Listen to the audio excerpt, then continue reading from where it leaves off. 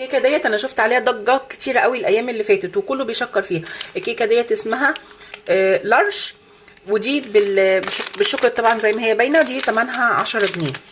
تعالوا بقى نفتحها ونسمي الله كده ونشوف يا ترى تستاهل الضجه المعموله لها ولا لا.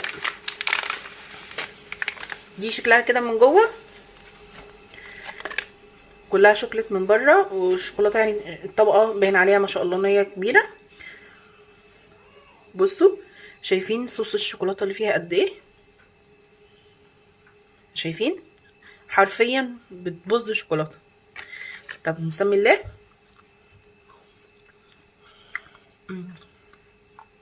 حلوه قوي قوي قوي. بتفكرني هقول لكم بايه اللي حاضره زمان، اللي هي الكيكه بتاعت هوز، اللي هي الكب كيك. دي قريبه قوي قوي قوي منها، اللي هي ما بقتش موجوده دلوقتي. تحفه بجد، جربوها هتعجبكم جدا. مش خساره فيها ال10 جنيه، ولو لقيتها تاني هجيب منها بدل الواحده علبه. اللي جربها يقول لي ايه رايه فيها، وقولوا لي عايزين نجرب ايه تاني مع بعض.